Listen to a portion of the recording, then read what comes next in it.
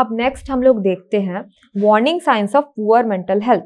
तो जैसे कि अभी हमने पढ़ा characteristics of mentally healthy person, तो वैसे ही अब हम जानेंगे कि पुअर मेंटल हेल्थ के क्या साइंस हो सकते हैं। कैसे आप जानेंगे कि किसी पर्सन कोई पर्सन जो है वो उसे मेंटल इलनेस हो रही है, अर्ली सिम्टम्स क्या है, या ऑलरेडी मेंटल इलनेस से सफ़र कर रहा है। तो इसके कुछ साइन होते हैं जिसके बारे में हम जानेंगे।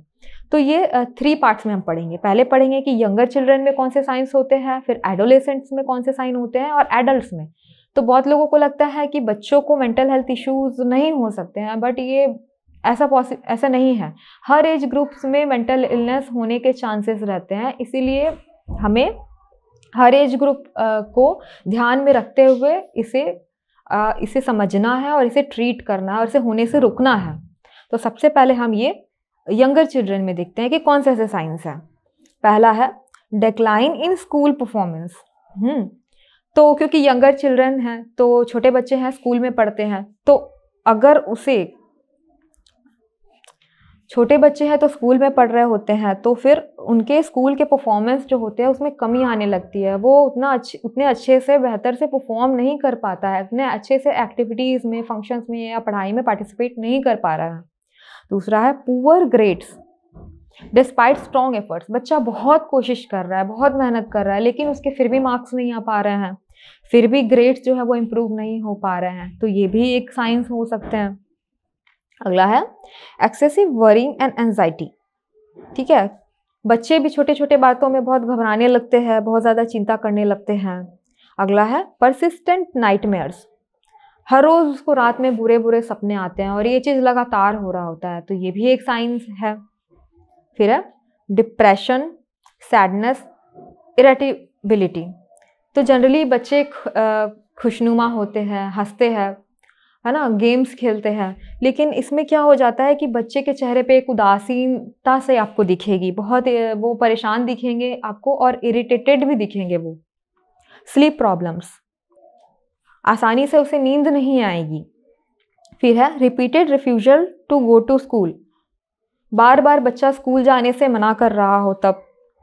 फ्रिक्वेंट टेम्पर टेंट्रम्स, बच्चा बहुत ज़्यादा नखरा कर रहा हो, मतलब ऐसे तो बच्चे नखरे करते हैं लेकिन वो बहुत ज़्यादा नखरा कर रहा हो, तो ये एक तरह के साइंस हो सकते हैं पुअर मेंटल हेल्थ के।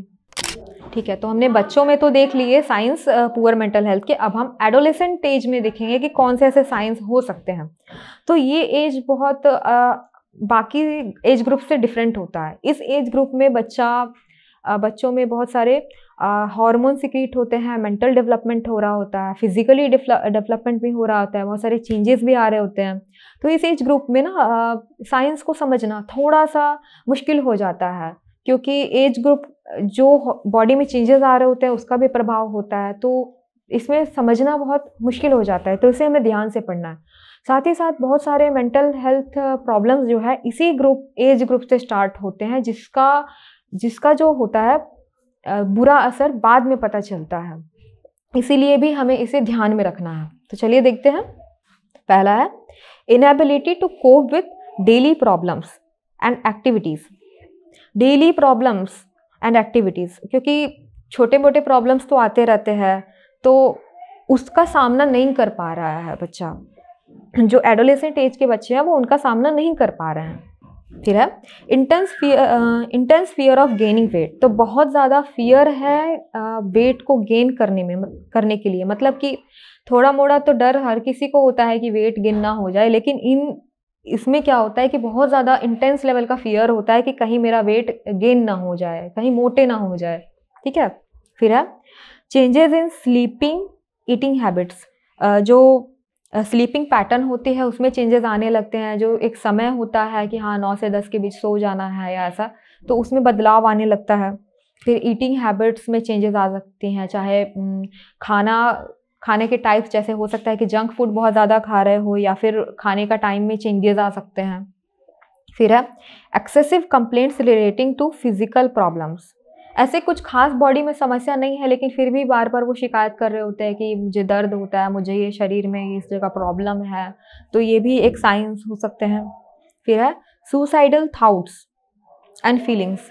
बार बार इस बारे में बात करते हैं, सुसाइड करने के बारे में बात करते हैं, वो जीवन को समाप्त कर देने के बारे में बात करते हैं, तो ये भी एक सही चीज़ नहीं है। एक्सट्रीम विथड्रॉल एंड आइसोलेशन, दोस्तों से या फिर फैमिली मेम्बर से खुद को अलग कर लेना, अकेले रहना, ये भी एक साइंस है। फीलिंग वर्थलेस और गिल्टी, खुद को इम्पॉर्टेंट ना मानना और कुछ भी बात के लिए खुद को दोषी, खुद को जिम्मेदार मानना। Loss of interest in things usually enjoyed, जो चीज़ें पहले करना अच्छी लगती थी, जिसमें वो इंजॉय करता था, अब उसे उन चीज़ों में इंटरेस्ट नहीं है। Use of alcohol drugs, alcohol drugs का इस्तेमाल करना एक्सेसिबल होने पे। फिर है फ्रीक्वेंट आउटबर्स्ट और एंगर, छोटी छोटी बातों पे बहुत ज़्यादा गुस्सा आ जाना। तो ये सारे साइंस हैं एडोलेसेंट में। अब हम लोग देखते हैं कि एडल्ट्स में पुअर मेंटल हेल्थ के कौन कौन से साइंस होते हैं। तो एडल्ट ग्रुप के लोग जो होते हैं जनरली वर्किंग होते हैं, तो उस आधार पे हम लोग देखेंगे, या बहुत सारे वर्किंग नहीं भी होते हैं, बट एक जनरल लेवल पे हम उसको लेके चलेंगे। एडल्ट्स में कौन से साइंस होते हैं, जैसे है unexplained absence of work, work से अपसेंट हो रहे हो और इसका कोई खास रीज़न नहीं हो रहा हो। Significantly lowered productivity at work, काम तो कर रहे हो लेकिन उतनी बेहतर तरीके से नहीं कर रहे हैं, बहुत कैपेसिटी कम हो चुकी है काम करने की। Increased use of alcohol drugs cigarette, cigarette का इस्तेमाल कर रहे हैं, ड्रग्स का इस्तेमाल कर रहे हैं, अल्कोहल का यूज़ कर रहे हैं।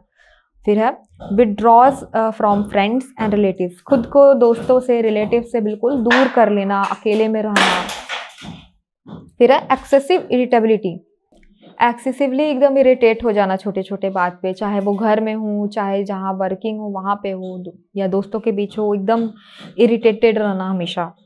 Inability to cope with day to day problems, रोज़ के जो भी प्रॉब्लम्स है उसका सामना करने में सक्षम ना होना, सामना ना कर पाना। क्या हेलुसिनेशन, हेलुसिनेशन क्या होता है, जो चीज़ें सामने ना हो, जो आवाज़ जिस पर्सन को सुनाई दे रही हो असल में वो है ही नहीं, वो इमेजिनेशन है। अब ये हो सकता है कि ड्रग्स के कारण हो, लेकिन हेलुसिनेशन होना उस पर्सन को। फीलिंग ऑफ टेंसेस रेस्टलेसनेस, बहुत टेंशन महसूस करना और बिल्कुल ही बेचैन रहना, बिना किसी कारण के एकदम बेचैन रहना, ये भी एक साइंस हो सकते हैं। या पुअर सेल्फ एस्टीम, जो आत्मसम्मान है वो उसका कमी आना, उसे लगता है कि उसके आत्मसम्मान में कमी आ गई है, लोअर सेल्फ कॉन्फिडेंस होना। तो ये सारे साइंस जो होते हैं वो एडल्ट्स में आपको देखने को मिल सकते हैं जिनका पुअर मेंटल हेल्थ हो। ठीक है, और ये सारी चीज़ें हमें एज अ नर्स समझना बहुत ज़रूरी है, ताकि हम उसे उस पेशेंट का मैनेजमेंट जो है वो सही से कर सके, उसके ट्रीटमेंट में हम बिल्कुल उसको सही से मैनेज कर सके।